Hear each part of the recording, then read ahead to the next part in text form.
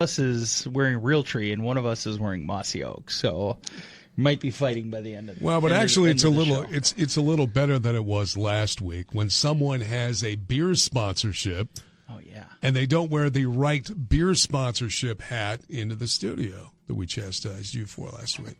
Hey, I'm always willing to take anything. if it is free, I will take it. I will wear it, and I will sport it. Everything I wear. So what you're saying is that Dirty Bass Pro Shops was given to you as a gift or something, right?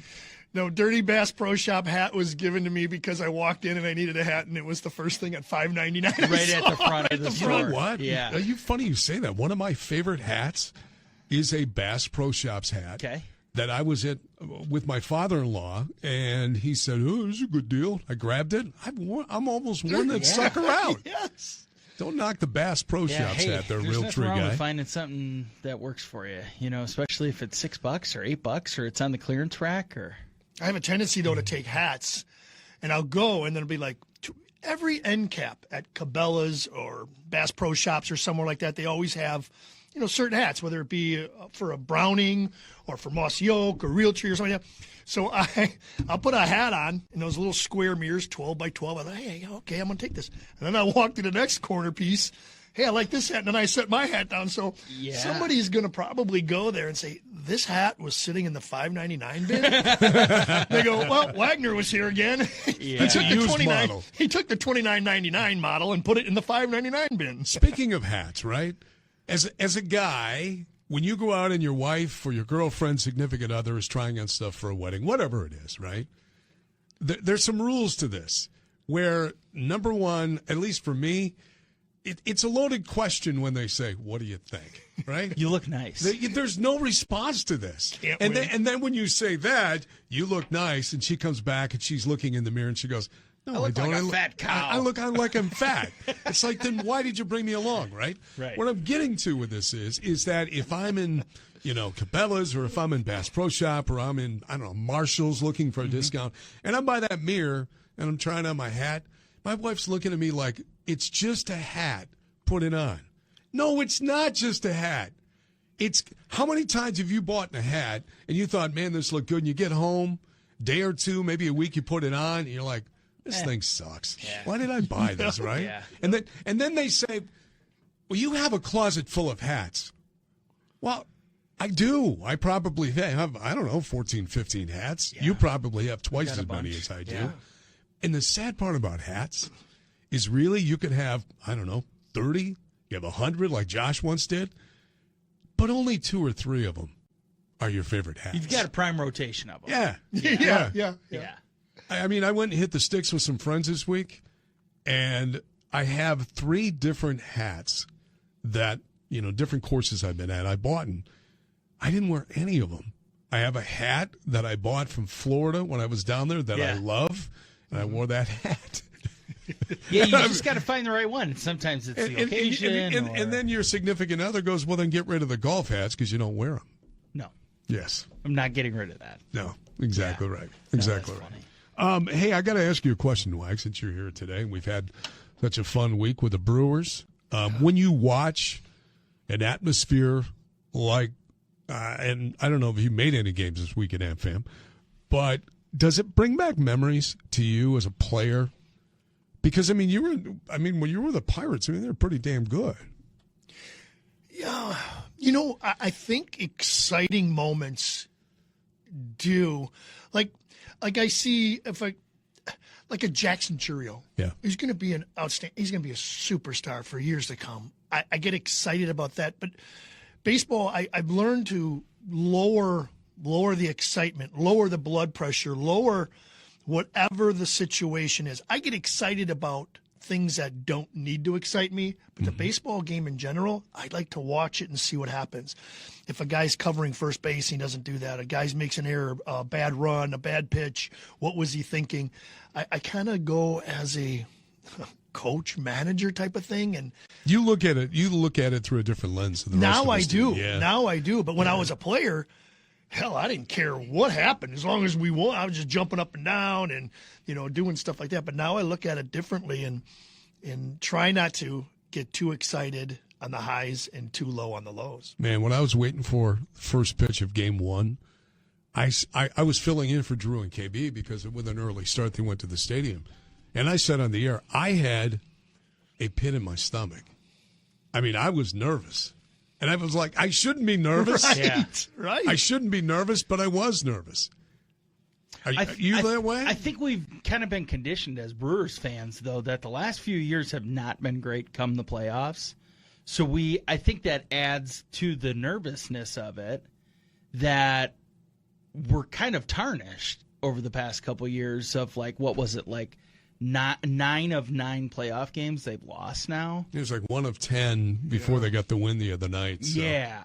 So I think people like to say, it took Council how long, and then Murph, it took him 2 games. 2 games. Yeah, right. Yeah. So, yeah, but I mean, it's the hope of what could be, though. Mm-hmm. I think that makes everything a little more nervous. It's just like us with hunting. Like, you go out with the anticipation of maybe today's the day, forever the optimist.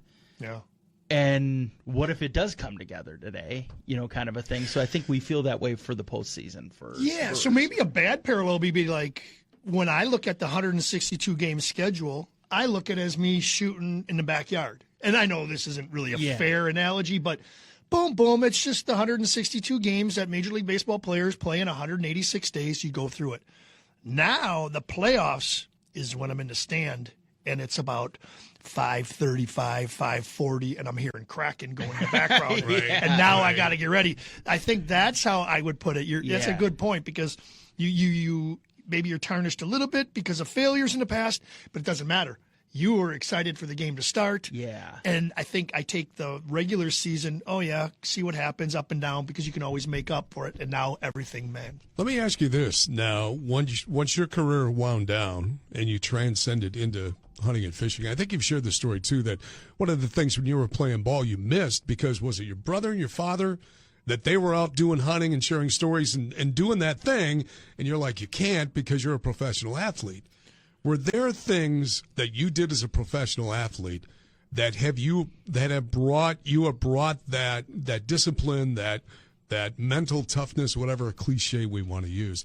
Have you brought that with you into the hunting side of things or not? Oh, I wish I could. That's a good question, because I think, and I know this is going to be a little bit obscene, not obscene, but like I would rather face, and I've had bad success, I'd rather face Mark McGuire. I didn't want to bring that up. With the bases loaded, or Barry Bonds, or Albert Pujols with the bases loaded, than have that 14-point, 187-inch buck go by my stand. Did you find that surprising? I don't know, because there's a lot that goes into those deer then. I get that it's a high-stakes situation in the big leagues. But I think there's so much of a sense of pride that we all take in being able to harvest a big deer. Yeah. That it's, I don't know. I get it. See, to me, I would think that when you're waiting for that buck, or that buck comes out and you've got that moment where you have to perform, I would think for you it'd be like, this is nothing, man. No, I could stand on the mountain and go, take my deep breath, I focus, I'm ready to go. If I see that buck, I'm reaching for my bow. But isn't it the same thing, though? No, isn't it deep breath and focus? I try. I try. I just, I'm like this. I'm like, and then I'm trying to take it off, and I'm like, oh, it gets stuck on the little hook. So my bow hanger, if you can see, has this little hook at the end. And I'm like, always trying to get, and it never fails. It always gets snagged on that little hook. Mm-hmm. And I'm like, I'm always nervous. I had a couple years ago, I was hunting a new spot, and it was the first time I went out there. And similar to what you were saying, there's a lot that goes into it. It's not just, a deer needs to walk out. And I have like the zipper on the side of my pants. Mm-hmm. And on my climber that I have, there's a little strap that goes around so you can hook your feet in and you don't lose the base of your stand. And I stood up, I turned over, I rotated over to grab my bow. There were 3 does walking 10 feet in front of my stand. And I saw them walking in, and I was kind of slowly going through the motions. And I turned, and my zipper, the actual tab on my zipper, got stuck in that like in the strap. I couldn't turn around to shoot.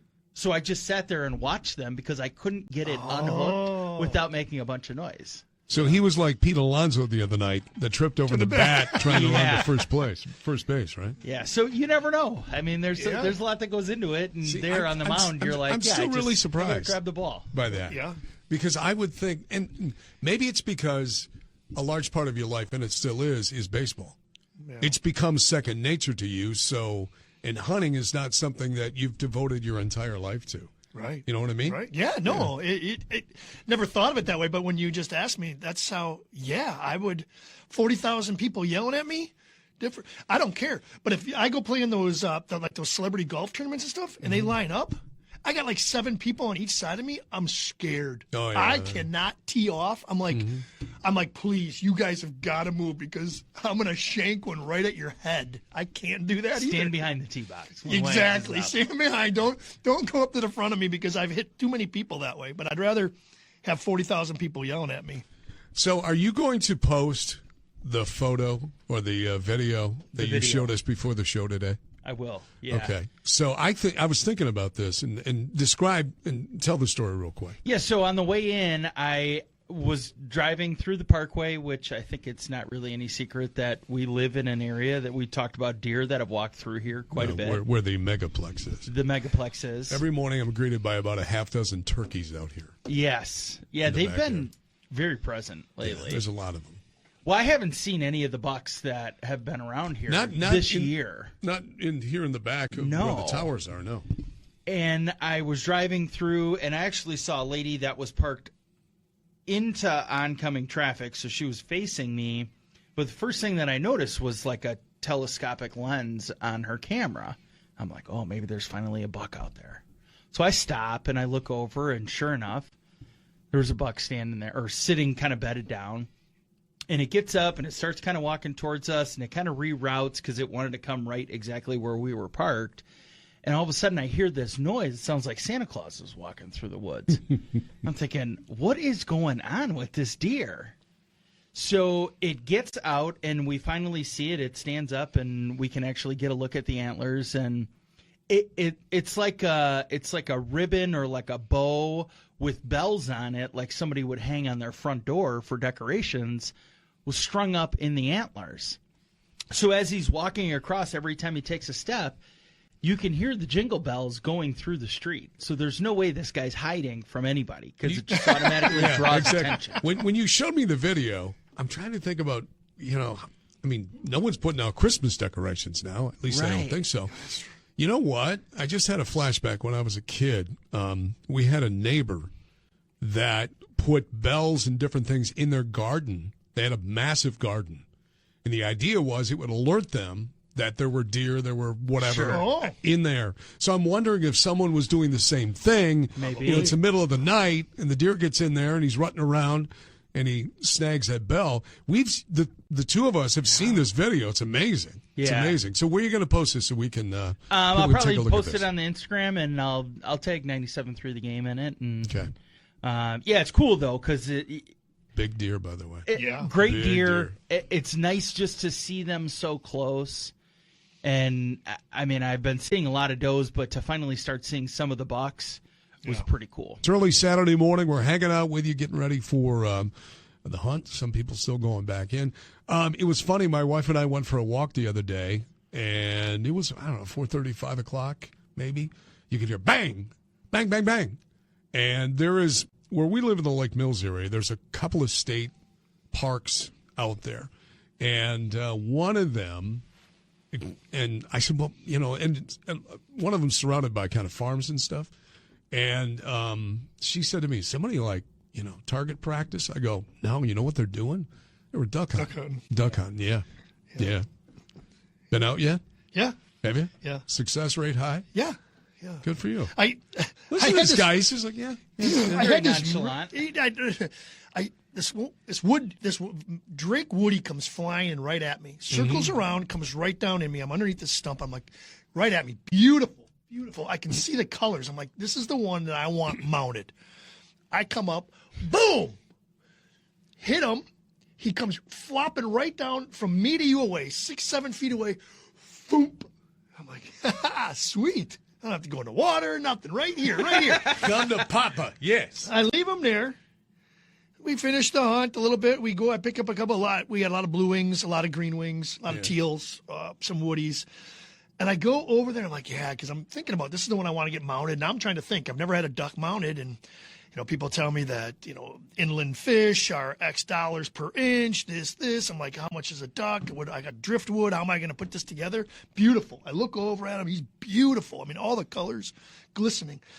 We get up about, I think we get out of the stuff around 8:30, maybe 8:40. I get up. I go over to walk.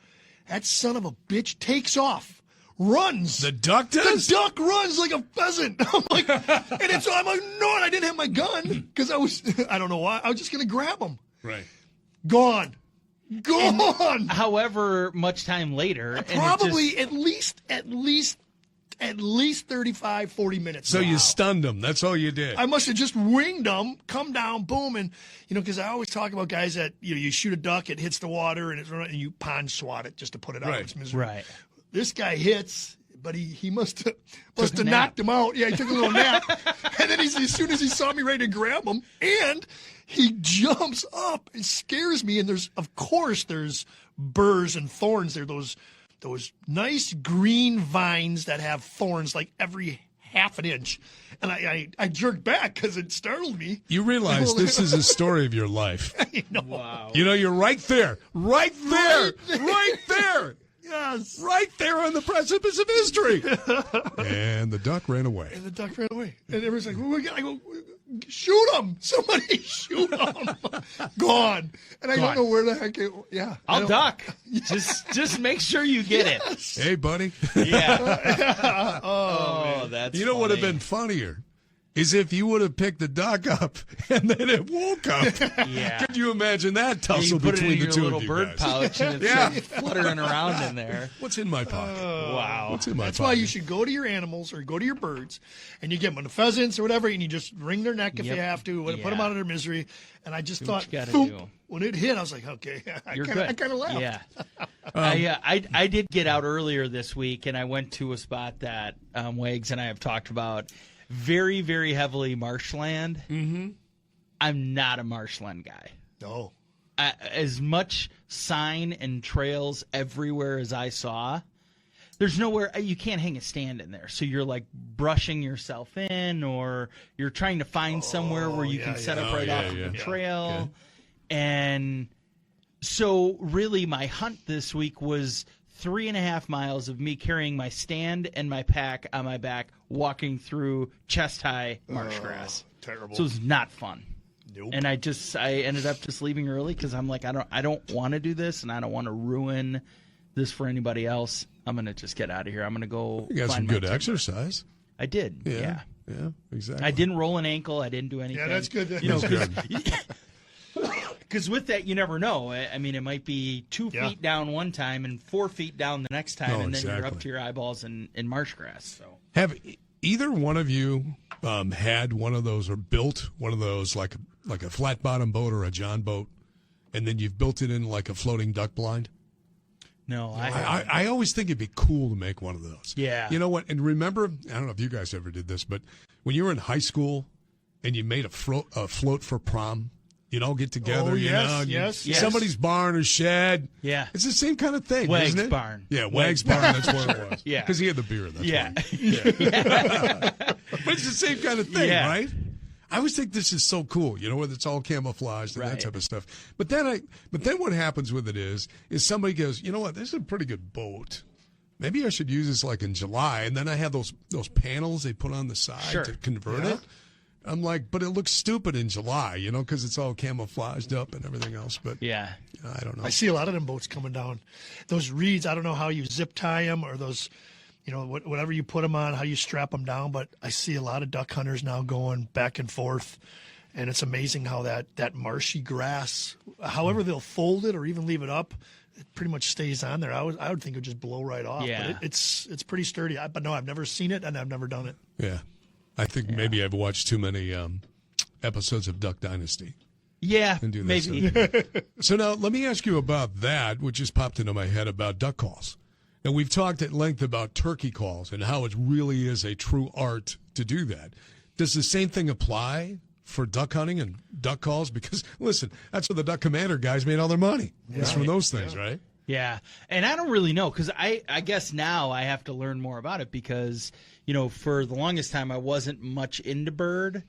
Now I got this dog that I need to do something with, and I gotta get her trained up to go chase some birds so that Wags doesn't lose that one back to the sky. I just blow. I think there's an art to it, though, right? There is a little bit of an art to it. State championships, they have many, many competitions throughout the state, and I listen to all of them, and how one can determine who wins. I'm just. So what year did you win the state championship? Yeah, that's 2038. So you're working towards I'm still working on it. The birds will come by and go, what the heck is that down there? That ain't a duck. Let's go this way. Are you a decoy guy? Yeah, I throw about so we do little pond sits, so I'm not sitting in terraces. So on our hunting land, some of the hunting lands that we do, maybe 3 or 4 little, they call them bass ponds. There's no bass in there. There's little swampies, little bass. And that's where the woodies and the teal will always fly by. I'll throw maybe 4 or 5 of them out there. And I usually sit on the bank. So I'll put a tree limb or I'll get tucked in pretty cozy. And I don't wear waders, but I'll wear my lacrosse boots, maybe 17, 19 inches up. And then I'll lay there and I'll just kick in the water and make splashing sounds. My 5 decoys will ripple a little bit, but I'll just kick the water. And then sometimes they swim by and then and just like with turkey calling, I think the best way to learn that is either watching the videos or just getting out there and hearing it in real life. You can hear or think what you need to do for blowing a grunt tube, but until you actually hear it to try and replicate it that way, that's really where the art and the finesse of it comes from. So much of the show throughout the summer months this year, we've talked about weather and will it have an effect? Has it had an effect? You had asked a question during a break about with Hurricane Helene that came through and the devastation in Florida, the Carolinas, and Tennessee, and all the people impacted by this. I was looking at a story today out of, I think this is out of North Carolina, or South Carolina, I'm sorry. But the widespread effects of Hurricane Helene have led South Carolina to temporarily close hunting within several river systems so as to protect the wildlife being impacted by the flooding. Right.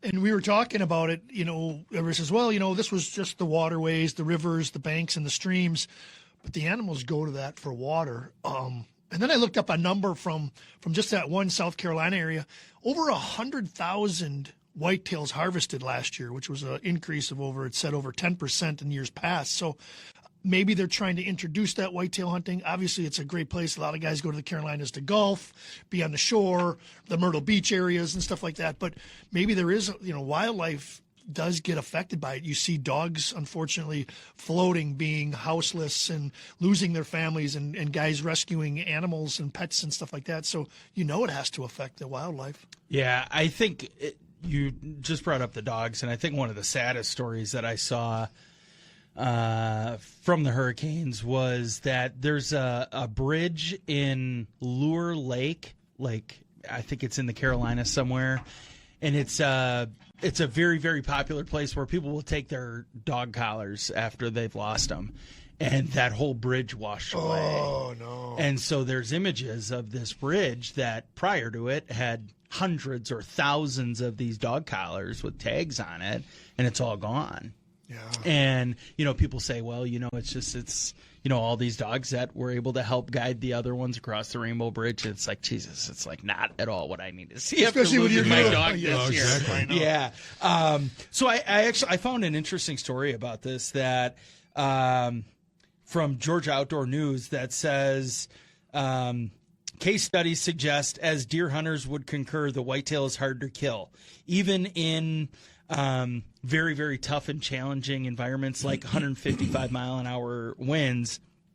They're very resilient, and they figure out ways to survive these natural disasters. Yeah. Now, how much of that can they survive? Because once you get into flooding and these high currents and everything, deer can't maneuver through that with the flow rates being astronomical. I mean, how they can actually manage that, I can't imagine. Well, that they not can. only, from the natural habitat, how they deal with that, but we always see these videos of, I'll call it displaced species, where you'll have, whether it be fish, sometimes it's gators, it's whatever. Yeah. They show up in spots where they're not supposed to be. Right. It's because of the flooding, the hurricane, that type of stuff. Yeah. And they'll find high land. You'll see that even the dogs, even from this last hurricane, you see dogs and cats on rooftops. You figure it out, but you're right. It's just something that's going to wham. And then people always say that animals and wildlife can sense when the calm before the storm, let's just say, and they prepare themselves. So again, staying away from the waterways, the broken dams, the flooding, the 15 to 14 inches of rain can't be missed, but you're right. I think they have like an instinct. Yeah, it says deer not only increased movement during Hurricane Irma, so this is all based on Irma, but most left their home ranges and sought higher elevation in pine and hardwood forests to weather the storm. Movement increased substantially the day of the storm.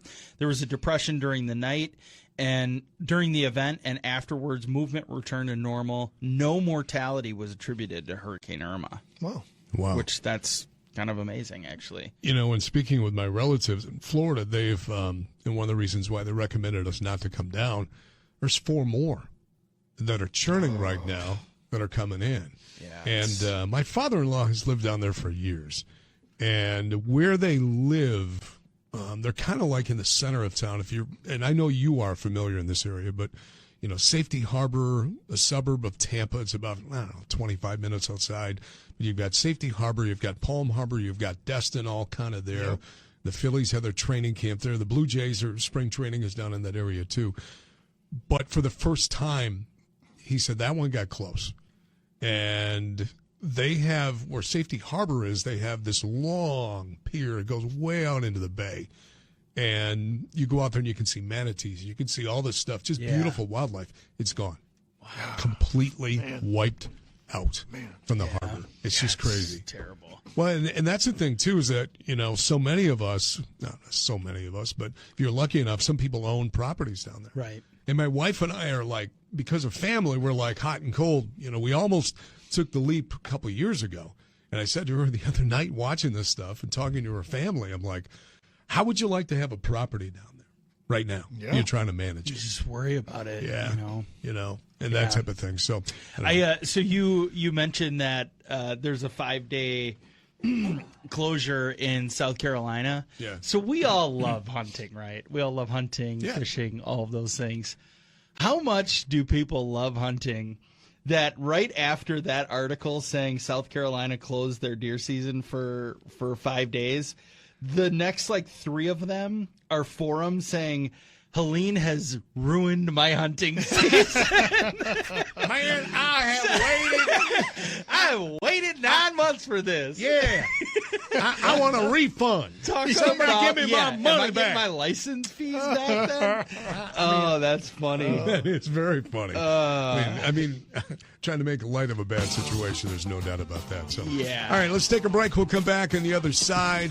How many times do you think Bunzel's there, Eric Tasker? How many times did they have to restock this week from all the tailgate activity? Yeah. Amfam Field was a busy place times, this week. Yeah. I mean, 3 big tailgates this week. And so how many times do you think our friends at Busch Light had to restock this week? A lot. Camel cans are out. A lot, especially after, a frustrating night on Monday or Tuesday. Tuesday was the first game. Yeah. So do you consume more with a win or a loss? Equal. I'm going to go equal. I'm going to go equal. Yeah, I guess it depends. Depends, right? How tough the loss is. But I did see the camo cases being delivered. To your place. No. Place. And that's where the big truck was. When they stacked it, the camo cans were on the same pallet as the regulars, and I literally saw people moving the regulars get the camo cans. Get the camo cans on the bottom of the pallet. Yeah, and this year it's like a duck camo kind of print. Yeah, it looks like a marshy, a marsh, like a reed grass. Yeah, like. At least the cases do. So you guys remember that?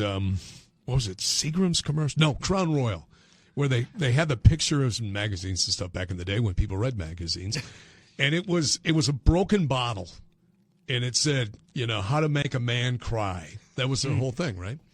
So my wife's uncle and he's on the road to recovery, but had a health scare, heart scare, right? Toughest part about this, what's going on right now? The Busch Light camo cans are coming out, and Uncle Stevie can't have any. We just got to stock up. You're alive, brother. He goes, but Timmy, I got no cans. I can't have any of my camouflage cans. Yeah. They were when I was in Green Bay last Sunday for the Packer game. She was at a family event, and he's over there, and he's just lamenting the fact that, he's on the road to recovery, but ain't no Busch Light in that man's body right now. That's tough. That's tough. But in Wag's body, there's plenty of Busch Light. Yeah. And I don't mean that, you do it in moderation. Yes, you do it in moderation. I do. Drink responsibly, right? Drink responsibly. Always post-hunt. Yes. Always. But yes, I do. Could you imagine trying to climb up into a tree stand with a buzz on? I mean, I've done it hungover. So here's what for you.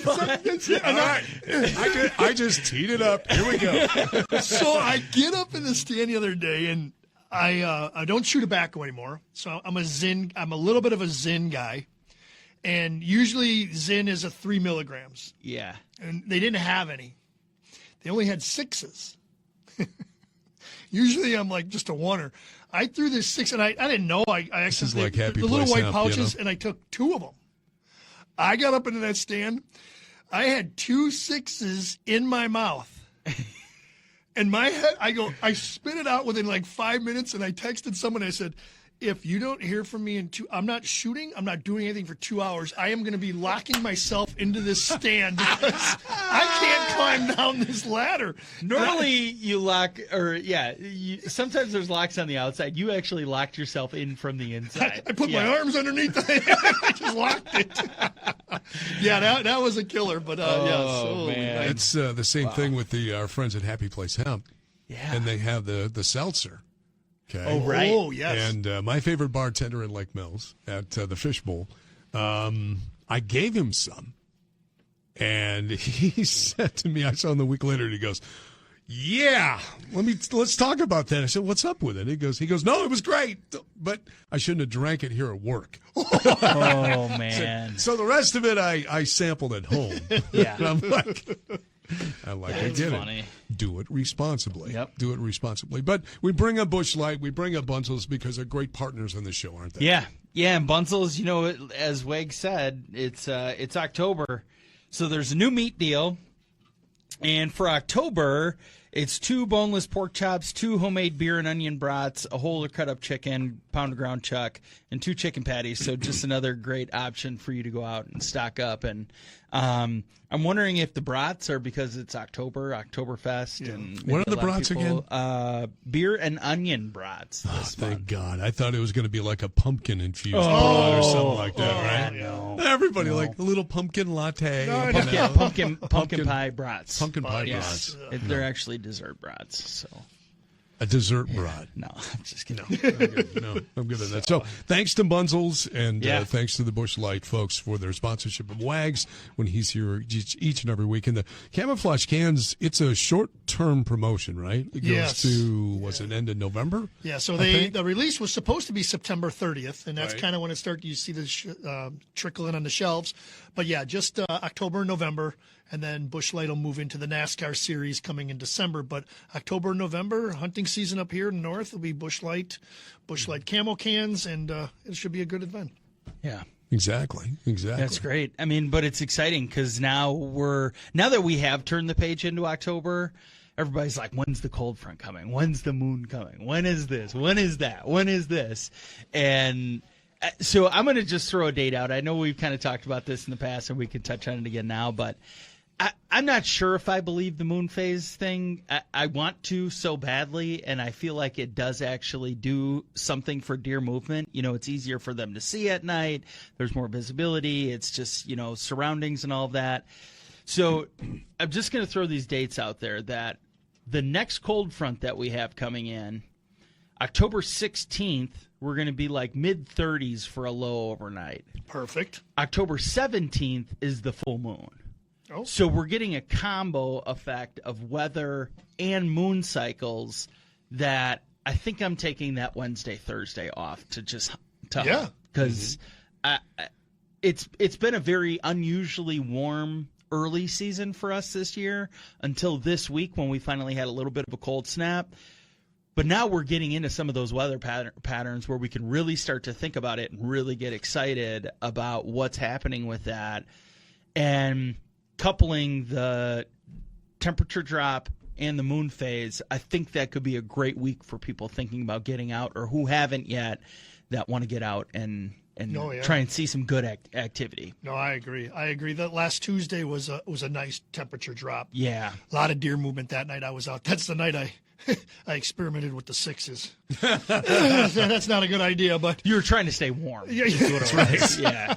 I went out early, and I was like, I think. Honey, is that guy in the tree wearing a helmet?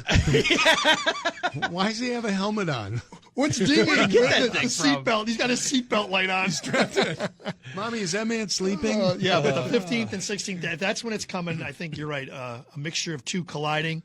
With temperature, I think temperature swing to me personally is the biggest one. Right. Yeah. Moon phases are, have some effect, and I wouldn't disagree with anybody.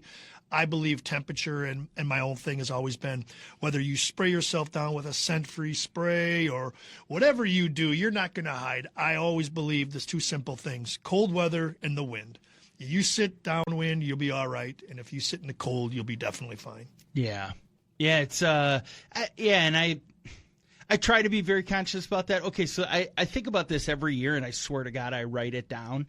So when it's a northwest wind, and you're looking at your outlook or your AccuWeather Oh, On your app. So is it coming from the northwest or is it blowing northwest? So my app, this is a long time ago, my app, this one I found, whatever the letters say, it's got an arrow. So I know. Okay. So now I know which way the wind's blowing. I should look at that. So it's got a little arrow and it'll say It's the same thing as your gas tank, right? Yes. Where is it? I Which have side to of the think car is it about on? that Look at every the single arrow. time. Exactly It's the right. same thing. Exactly right. I look at the so arrow. what do we maybe I just need a different. Yeah, see, mine doesn't have a direction on it, so I got to. I'm getting rid of this app. I can tell you that right. And then the other one, not doing anything. And then the other one I have, if it's blowing, let's just say I'm facing north and northwest, and then it's got like the wind. It's got a little funnel, so I know. Okay, this is the way the wind's blowing. Oh, that is nice. Yes. Yeah. You know what? Just pull out the almanac. I Hey, mean, that's really the Bible, Farmer's right? Almanac. The Farmer's Almanac. I mean, God, when that thing used to come in,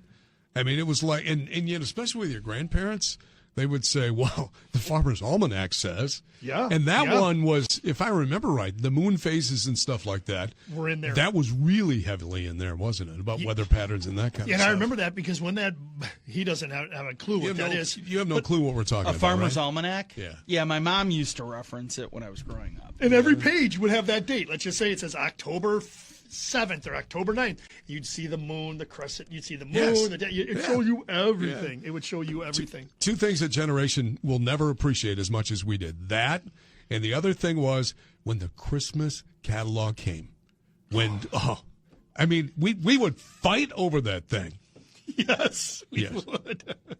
Yeah, it's I don't know. It's an exciting time though. I mean, there's just so much going on. It's exciting that the Packers are up and running. It's exciting that the Brewers, are in the postseason, and it's like the brink. We're on like the edge of the most exciting time of the year for deer hunting. Yeah. So I mean, that's a cool thing about this. As much as we do not want to say goodbye to summer, yeah. the fact that we have the Brewers with a playoff run this week. You've got Packers, you've got Badgers, you've got high school sports on Friday nights. You've got, if you're not into sports, well, hunting is a sport. I mean, you guys are in the duck blind, you're in the tree stands, that type of stuff. Many people say right now it's the best time of the year. And Best time it's of the also year. the hardest time for outdoorsmen because you figure people want to get on muskies right now. Yeah. People want to go bird hunting, whether that's pheasant, duck, whatever. All the seasons are open.